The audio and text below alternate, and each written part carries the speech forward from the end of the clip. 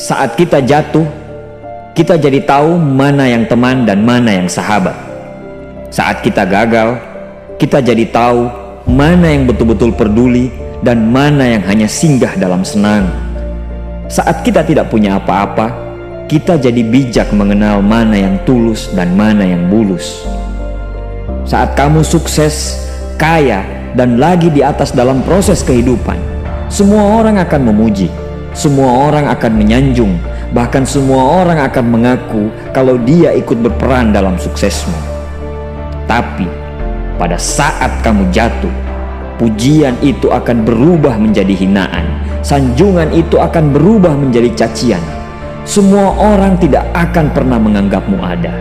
Percayalah. Saat gagal, semuanya menjadi gelap. Kamu akan ditinggalkan dan kamu seperti ilalang kering di padang tandus.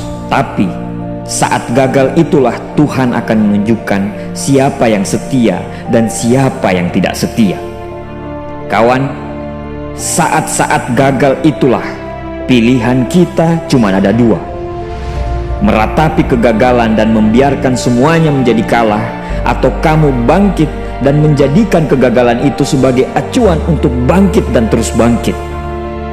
Menangislah sekeras mungkin, berteriaklah selantang mungkin. Tidak apa-apa. Tidak ada manusia hebat di dunia ini yang tidak pernah menangis dan berteriak karena gagal.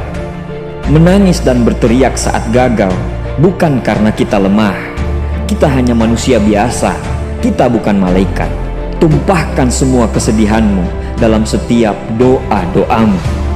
Berdoalah, jangan meminta supaya semua masalah menjadi ringan, tapi berdoalah dan mintalah agar pundak kita kuat untuk memikul semua masalah yang kita hadapi.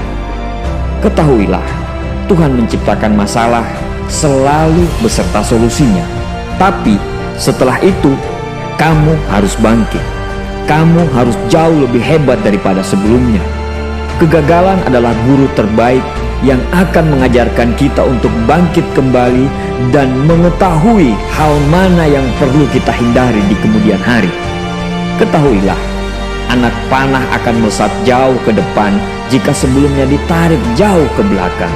Sama, kesuksesan yang luar biasa pasti diraih setelah mengalami kegagalan yang teramat dalam. Kegagalan hanya akan dirasakan oleh orang-orang yang mau berjuang.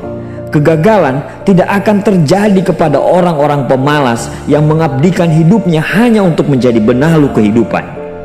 Bangkitlah, tapi ingat, saat kamu berjuang lagi, berjuanglah bersama orang-orang yang mau sama-sama berjuang, bukan dengan orang-orang yang hanya mau diperjuangkan. Saatnya merubah hinaan menjadi pujian. Saatnya merubah cacian menjadi tepuk tangan. Saatnya mengembalikan apa yang sudah hilang. Insya Allah, kamu, kita pasti bisa.